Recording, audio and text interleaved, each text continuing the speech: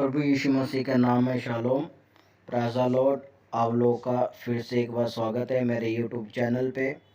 आज हम इस वीडियो में देखते हैं कि पवित्र आत्मा के क्या कार्य हैं और विश्वासी लोगों के जीवन में कैसे काम करते हैं। क्योंकि बहुत से पास्टर कहते हैं कि जिसके जीवन में पवित्र आत्मा होता है तो वो कभी दुख और संकट कभी नहीं झेलता। तो हम इस वीडियो के माध्यम से जानेंगे। तो आओ हम सब इस वीडियो को देखते हैं इस वीडियो को। दोस्तों, छुटकारा, चमत्कार, पापों की क्षमा, ये सब परमेश्वर के काम हैं। लेकिन एक विषय जिस पर आज कोई बात नहीं करता है कि दुख, दर्द, परेशानियां, कठिनाइयां भी परमेश्वर के काम हो सकते हैं, जिन्हें हम कभी जानने पर आज ज़्यादा ध्यान नहीं देते हैं। और इस बात को समझने के लिए सबसे बेस्ट एग्जाम्पल है प्राचीन कलीसिया के लोग। प्रेरितों के काम की पुस्तक में हम पढ़ते हैं कि जब कोई व्यक्ति पवित्र आत्मा से परिपूर्ण होता था तो बड़े ही अद्भुत काम होते थे। पवित्र आत्मा लोगों को सामर्थ्य के काम करने की सामर्थ्य देता था। लोग पवित्र आत्मा के कारण मुक्ति पाते थे, बंधन टूटते थे और परमेश्वर की महिमा बढ़ती थी। और साथ ही साथ हम यह बात भी पाते हैं कि पवित्र आत्मा लोगों को सताव झेलने यानी कि परसिक्यूशन से गुजरने की सामर्थ्य भी देता था। और प्रभु यीशु के चेलों के जीवन से इस बात को क्लियरली ऑब्जर्व किया जा सकता है, उनके जीवन से साफ तरीके से समझा जा सकता है।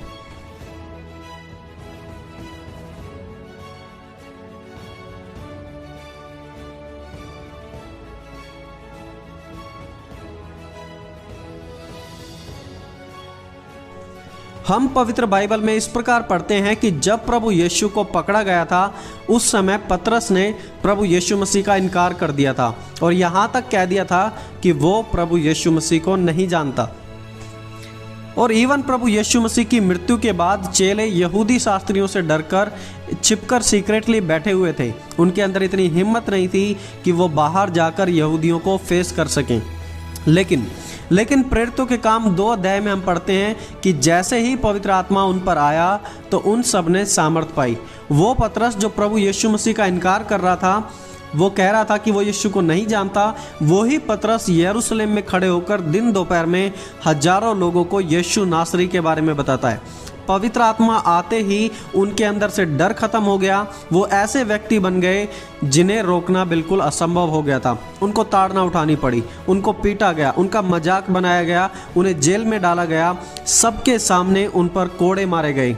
लेकिन पवित्र आत्मा ने उन्हें पूरे तरीके से बदल दिया था। वो मार खाने के बाद भी, जेल जाने के बाद भी, वो फिर भी दोबारा प्रभु यीशु मसीह के पीछे थे, प्रभु यीशु मसीह से दोबारा नहीं हटे।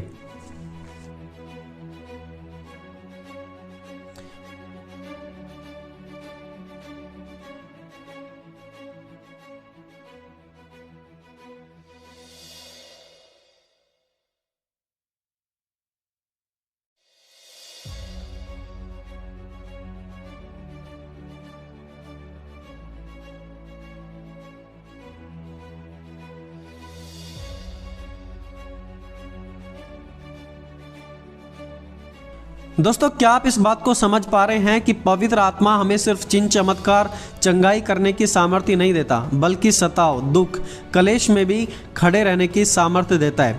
सताव में दुख उठाकर परमेश्वर की महिमा करना और करवाना, यह पवित्र आत्मा का ही एक बहुत ही स्पेशल काम है।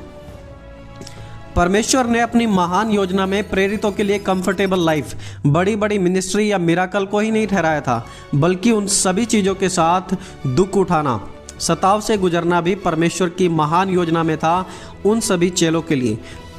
परमेश्वर की महान योजना में यह बात हमेशा से रही है कि परमेश्वर के लोगों को सताया जाएगा, क्योंकि सबसे महान काम दुख उठाने से और सबसे बेहतरीन गवाहियाँ भी सिर्फ उन लोगों की होती हैं जो दर्द के दौर से गुजरते हैं। इसलिए प्राचीन कलीसिया के लोगों को पवित्र आत्मा ने दुख, दर्द से, सताव से गुजरने की हिम्मत भी दी थी। वो दुख में भी बिल्कुल बोल्ड थे, कभी हिम्मत नहीं हारते थे। उनमें से कुछ जैसे कि स्टीफन पर तो पथराव भी कर दिया गया था।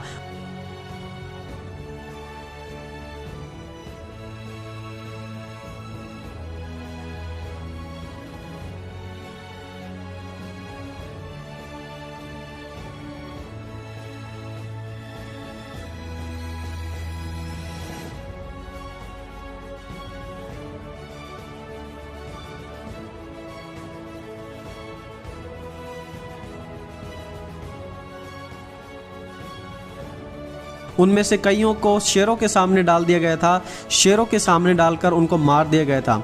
ऐतिहासिक रिकॉर्ड्स हमारे लिए इस बात को बिल्कुल क्लियर करते हैं कि एम्परर नीरो मसीहों को सताने में सबसे ज़्यादा भयानक था। जब एम्परर नीरो सत्ता में आया तो उसे परमेश्वर का नाम बिल्कुल भी पसंद नहीं था, क्योंकि वो खुद को ही परमेश्वर मानता था। वो नहीं चाहता था कि लोग उसके अलावा किसी दूसरे का नाम भी लें। नीरो ने दर्दनाक अत्याचार करके मसीहों को मरवाया। सैकड़ों मसीह जिंदा जला दिए गए थे। जो जलाए नहीं जाते थे उन्हें जंगली जानवरों के सामने फेंककर उनका रोम में एक गेम बनाया था मनोरंजन के लिए। भूखे शेरों के सामने मसीहों को डाल दिया जाता था। मसीह लोग अखाड़े में मरते थे और नीरो और उसके लोग वहां पर खड़े होकर ताली बजाते थे मसीहों की मौत को देखकर।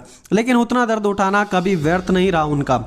उन्हें मारने से पहले मौका दिया जाता था कि तुम चाहो तो यीशु मसीह का इनकार कर सकते हो और नीरो को अपना ईश्वर मान सकते हो, हमारे रोमी देवताओं को अपना ईश्वर मान लो और यीशु का इनकार कर दो। परंतु ये मसीह पवित्र आत्मा की सामर्थ्य से परिपूर्ण होकर कभी पीछे नहीं हटते थे। वो जानते थे कि जो उनके साथ और उनके अंदर है वो नीरो से कहीं ज़्यादा पावरफुल है।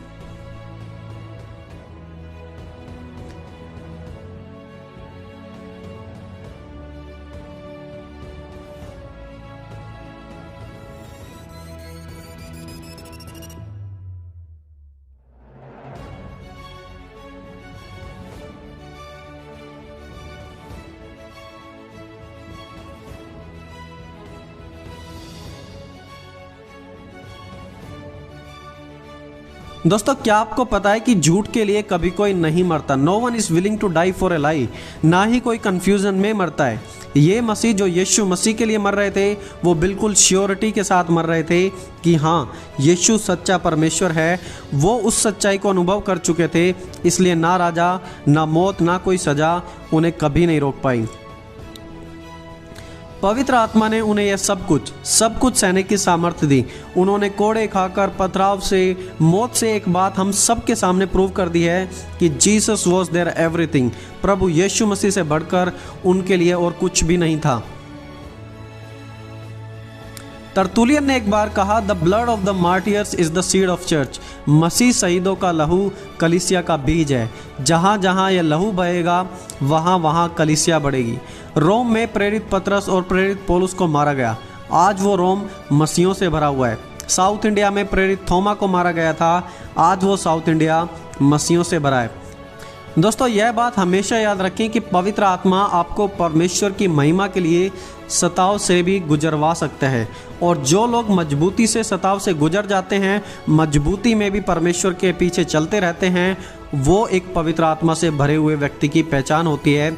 जो व्यक्ति सताव सह लेता है, सताव में भी मसीह में बना रहता है, उसके जीवन को देखकर आप जान सकते हैं कि ये व्यक्ति परमेश्वर की पवित्र आत्मा से भरा हुआ है। क्योंकि प्रेरितों ने और प्राचीन कलीसिया के लोगों ने सताव में परमेश्वर की पवित्र आत्मा से परिपूर्ण होकर सताव को सहा, मारे गए, काटे गए, लेकिन फिर भी प्रभु यीशु मसीह के लिए खड़े रहे।